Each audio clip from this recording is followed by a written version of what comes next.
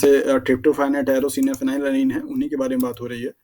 तो ये वाला जो आपका स्टेटमेंट है ना तीनों आपके ये बहुत इंपॉर्टेंट है। पेप्टाइड बॉन्ड वाले का जो आपका एब्जॉर्प्शंस है वो कौन से रेंज पे होगा ये भी पूछा जाता है एग्ज़ाम में। और आपके जो एरोमेटिक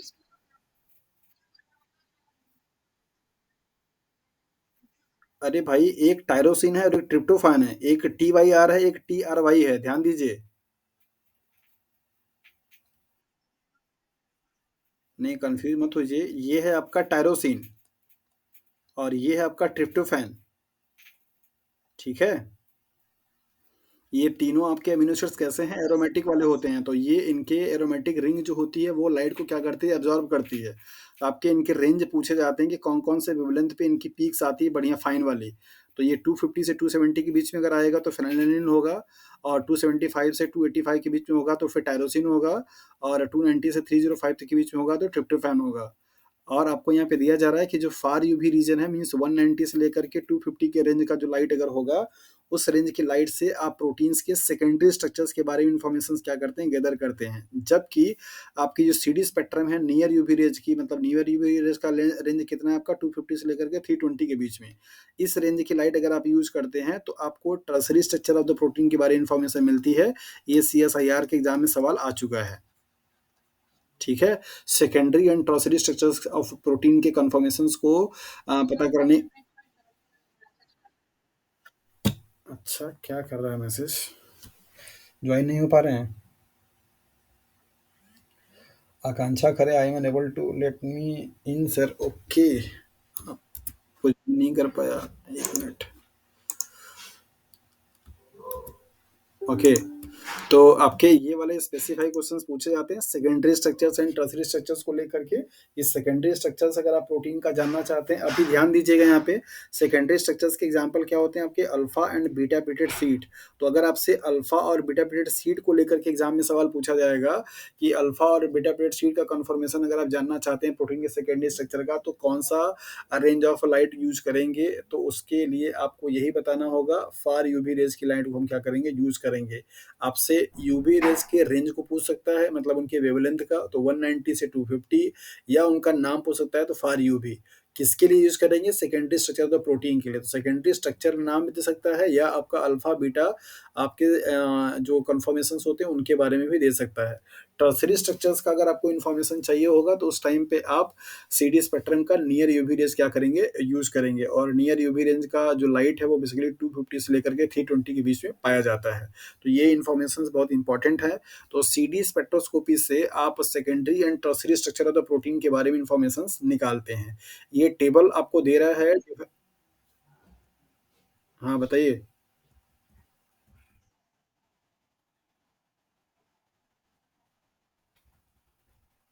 फिरमा देते हैं मतलब?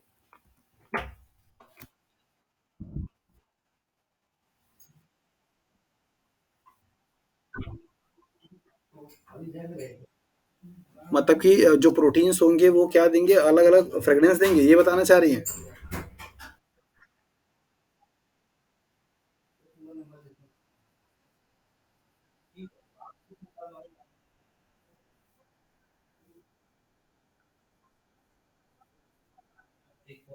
अरे पहले जो क्वेश्चन है उसको हमको समझने दीजिए, इनका सवाल क्या था पहले मैं समझ नहीं पाया एक्चुअली।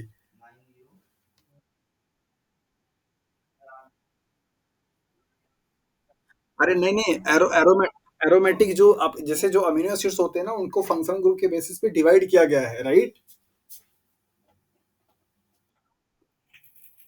पढ़ा है आपने अमीनो एसिड के क्लासिफिकेशंस के बारे में? जहाँ पे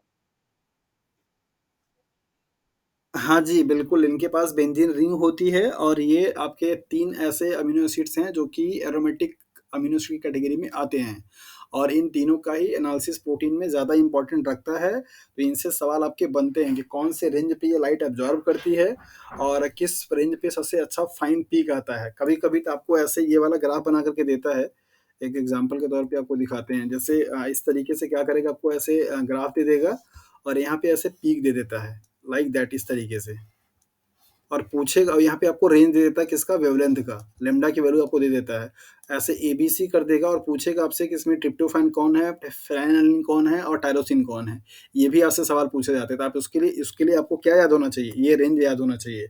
इसीलिए मैंने यहाँ पे मेंशन किया हुआ है कि फेनिलएलनिन का जो रेंज है वो 255 से 270 के बीच में है, टायरोसिन का जो रेंज है 275 से 285 के बीच में है और ट्रिप्टोफैन का जो रेंज है 290 से 305 के बीच में है। ये रेंज भी आप अच्छे से याद रखिएगा। कभी-कभी पीक बना करके आपसे एबीसी नंबरिंग करके आपसे पूछ लिया जाता है कि हाँ, इसमें से कौन-सा किस अमीनो एसिड को सिग्निफाई कर रहा है। तो सीडी स्पेक्ट्रोस्कोपी का सबसे बड़ा जो इम्पोर्टेंट रोल है वो क्या है? आपके 2 डायमेंशन, 3 डायमेंशन स्ट्रक्चर्स को क्या करता है? इन्फॉर्मेशंस देता है। यहाँ पे आपको सीडी और ओआरडी का जो डिफरेंस है वो यहाँ पे दिया गया है। इसमें ऐसा कोई भी पॉइंट नहीं है जो कि अगर आप समझे मतलब आप पढ़ेंगे तो समझ में आपको नहीं आएगा। अगर आएगा तो फिर आप उसको पूछ लीजिएगा, इसमें दिक्कत नहीं होगी। तो यहाँ पे जैसे एक एग्जांपल एक इम्पोर्टेंट पॉइंट है, ये आप देख लीजिए। सीडी स्पेक्ट्रोस्कोपी का यूज़ करते हैं डिटरमाइन करने के लिए secondary as well as tertiary structure of the proteins का, जबकि यहाँ पे आप ओआरडी का क्या करते हैं? कॉन्संट्रेशंस का मेजरमेंट करते हैं। तो नॉर्मल से आपके स्टेटमेंट है, आप इसको पढ़ेंगे तो समझ में आ जाएगा।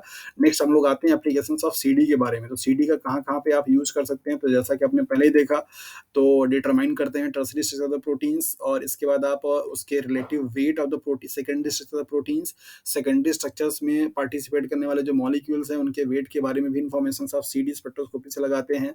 CD spectra of three fundamental structure secondary structure of the proteins के टाइप्स को भी बताता है, कौन-कौन से अल्फा हेलिक्स के बारे में, बीटा स्ट्रैंड के बारे में, रैंडम कॉइल के बारे में। 3 आपके सेकेंडरी स्ट्रक्चर्स के फॉर्म्स होते हैं और इन तीनों ही फॉर्म के बारे में इन्फॉर्मेशन आपको देता है कौन? CD spectra. तो यहाँ पे अल्फा हेलिक्स का अल्फा गायब है और बीटा हेलिक्स का बीटा गायब है। तो इसको आप अच्छे से लिख लीजिएगा। अल्फा हेलिक्स है, बीटा स्ट्रैंड है, रैंडम कॉइल है। ये तीनों आपके फॉर्म होते हैं सेकेंडरी स्ट्रक्चर्स के। Nucleic acid structures and changes upon protein folding, protein binding और मेल्टिंग, इसके बारे में भी आप सीडी स्पेक्ट्रोस्कोपी से इन्फॉर्मेशन लगा सकते हैं। प्रोटीन की बाइंडिंग हो रही है या प्रोटीन की मेल्टिंग हो रही है, उनके इन दोनों के वजह से होने वाले प्रोटीन जो चेंजेस आएंगे कन्फॉर्मेशन में, उन कन्फॉर्मेशंस को भी पता कौन करता है? CD spectroscopy, right. और नेक्स्ट आपका यहाँ पे ये भी है कि अगर कोई कन्फॉर्मेशनल चेंजेस आते हैं ड्यू टू प्रोटीन इंटरेक्शंस, क्या आप में से कोई लोग ईस्ट 2 फैक्टर पढ़ा है? ईस्ट 2 फैक्टर या ईस्ट 2 सिस्टम पढ़ा है? East 3, okay, east 3 system, okay. ये वाला सवाल आपसे बहुत ज़्यादा पूछा जाता है कि किसके लिए टेक्निक यूज़ करते हैं, तो आप याद रखिएगा प्रोटीन टू प्रोटीन, ये टर्म आया इसलिए मुझे याद आया यहाँ पे।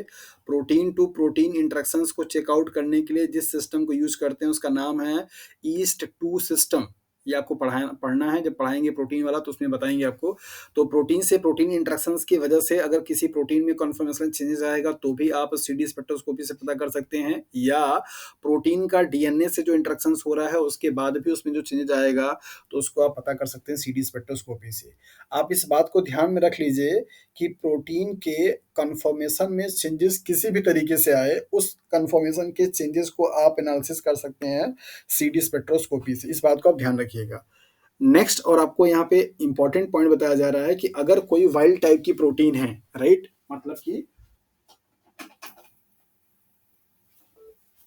मतलब कि नॉर्मल वाली आपकी जो प्रोटीन है जिसमें कोई म्यूटेशंस नहीं हुए, नॉर्मल उसकी सीक्वेंस है, और उसी प्रोटीन का कोई अगर म्यूटेंट वाला फॉर्म है तो उस फॉर्म को नॉर्मल वाले से कंपेयर करने के लिए भी आप सीडी स्पेक्ट्रोस्कोपी क्या कर सकते हैं? यूज कर सकते हैं। क्योंकि नॉर्मल वाले की जो स्पेक्ट्रा आएगी वो क्या होगी? अलग आएगी, और उसमें कोई अगर चेंजेस होंगे तो उनकी स्पेक्ट्रा क्या आएगी? अलग आएगी। तो उससे कंपेयर करके आप बता पाते हैं कि हाँ, इसमें म्यूटेशंस हुआ है या नहीं हुआ है। तो सीडी स्पेक्ट्रोस्कोपी का कहाँ-कहाँ पे यूज हुआ? प्रोटीन के एनालिसिस करने के लिए, न्यूक्लिक एसिड के एनालिसिस करने के लिए, उनके structures means secondary and tertiary structures को पता करने के लिए, उनमें कन्फॉर्मेशनल चेंजेस किसी भी तरीके से आए, प्रोटीन से प्रोटीन के बाइंडिंग का, प्रोटीन से डीएनए के बाइंडिंग का, या उनके मेल्टिंग से किसी भी तरीके से अगर कोई चेंजेस आता है तो उस कन्फॉर्मेशनल चेंजेस को पता करने के लिए आप सीडी स्पेक्ट्रोस्कोपी का यूज करते हैं। यहाँ पे नेक्स्ट आपको जो पॉइंट दिया जा रहा है वो कंबाइंड फॉर्म है सीडी एंड ओआरडी के एप्लीकेशंस को ब्रॉड बनाने के लिए कि कौन कौन से काम में आप इन दोनों टेक्निक को यूज़ कर सकते हैं। तो पहला है प्रोटीन फोल्डिंग स्टडीज़ करने के लिए, प्रोटीन की जो फोल्डिंग हुई है मिस है या प्रॉपर है। प्रोटीन कन्फर्मेशन स्टडीज़ करने के लिए आप इन टेक्निक को यूज़ कर सकते हैं। डीएनए, आरएनए इंटरैक्शंस के बारे में आप यूज़ कर सकते हैं। एंजाइम काइनेटिक्स के बारे में आप एनालिसिस करने के लिए सीडीओडी टेक्निक का यूज़ कर सकते हैं। ऑर्गेनिक स्टीरियोकेमिस्ट्री स्टडीज़ के बारे में कर सकते हैं कि कितना कौन-कौन से ओरिएंटेशंस में पाए जा रहे हैं, क्या वो आइसोमर्स हैं मतलब काइरल कंपाउंड हैं या नहीं है। Purity testing of optically active substances, पूरे कोई सॉल्यूशंस आपको दिया गया है उसमें से प्योर फॉर्म में वो ऑप्टिकली एक्टिव कंपाउंड प्रेजेंट है कि नहीं है, ये आप पता लगा सकते हैं। Quantitative analysis of pharmaceutical important compound, जो कि आपके मेडिकल या ड्रग के पॉइंट ऑफ व्यू से इंपॉर्टेंट होते हैं, उनका क्वांटिटेटिव मीन्स कितना बन रहा है ये आप पता लगा सकते हैं। नेचुरल ऑर्गेनिक केमिस्ट्री मतलब आपके नेचर में पाए जाने वाले जो भी ऑर्गेनिक कंपाउंड होते हैं उनकी एनालिसिस आप कर सकते हैं, क्योंकि वो भी आपके क्या होते हैं, ऑप्टिकली एक्टिव होते हैं। बायोकेमिस्ट्री एंड मैक्रोमोलिक्यूल्स मीन्स आपके जो प्रोटीन, कार्बोहाइड्रेट, लिपिड है, इनके बारे में एनालिसिस आप कर सकते हैं। मेटल कॉम्प्लेक्स केमिस्ट्री, जिन ऐसे कुछ प्रोटीन जिनके लिए को फैक्टर का काम कौन करता है, बैटरी इज लोइंग रनिंग लो, तो इस चीज को थोड़ा ध्यान दीजिए।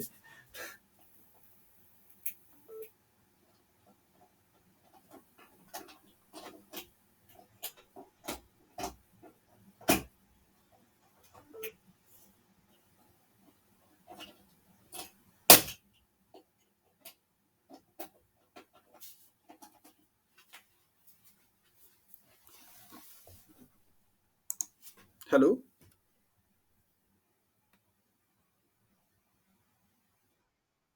ओके। ठीक है। और नेक्स्ट आपको यहाँ पे दिया जा रहा है पॉलीमर केमिस्ट्री में भी इसको यूज़ कर सकते हैं, मेडिकल साइंस में भी आप इसको यूज़ कर सकते हैं। तो कई सारे एप्लीकेशंस हैं सीडी और ओआरडी टेक्निक के। तो इस तरीके से आपने देखा कि जो सीडी और ओआरडी टेक्निक है वो स्पेक्ट्रोस्कोपी कहाँ-कहाँ पे आप यूज़ कर सकते हैं, क्या उसका ब्रॉड सेंस में यूज़ है। आपके पास जो कॉन्सेप्ट जो फ़िल्टर फॉर्म में जाएगा वो प्रोटीन को लेकर, क्योंकि प्रोटीन से ही सवाल आपसे यहाँ से बनते हैं। ओके। सो लाइट के डिस्टरबेंस की वजह से आज की क्लासेस प्रॉपर नहीं चल पाई। आपने यहाँ पे जैसा कि हमारा टारगेट था कि आज हम लोग रमन स्पेक्ट्रोस्कोपी भी खत्म कर पाएंगे, लेकिन ऐसा नहीं हो पाया क्योंकि अभी बैटरी खत्म होने वाली है। तो इस क्लास को हम लोग फिर कंटिन्यू कल करेंगे। ओके। कल की टाइमिंग क्या होगी ये आपको ग्रुप में मैसेज दिया जाएगा, क्योंकि भी काफ़ी कुछ डिसाइड डिपेंड करेगा लाइट की अवेलेबिलिटी पे। तो जैसा रहेगा फिर मैं आपको मैसेज कन्वे कर दूंगा। ठीक है। हाँ, हाँ, आज की रिकॉर्डिंग मिलेगी, लेकिन 2 फ्रैक्शन में मिलेगा, क्योंकि अभी की जो क्लास चली है वो 15 मिनट के आसपास का दिखा रहा है रिकॉर्डिंग, और इसके बाद का पहले का जो था 1 घंटे के आसपास का था, तो दोनों मिला कर के आपको रिकॉर्डिंग मिल जाएगी। ठीक है? ओके। तो कल की क्लास होगी जिसमें हम लोग स्पेक्ट्रोस्कोपी का पूरा कॉन्सेप्ट खत्म कर लेंगे। रमन स्पेक्ट्रोस्कोपी बचा हुआ है, एनएमआर बचा हुआ है और ईएसआर। ये 3 आपके टॉपिक बचे हुए हैं स्पेक्ट्रोस्कोपी में, इसको पूरा हम लोग कल खत्म कर लेंगे। ठीक है? चलिए, okay. Good night to all. Good night.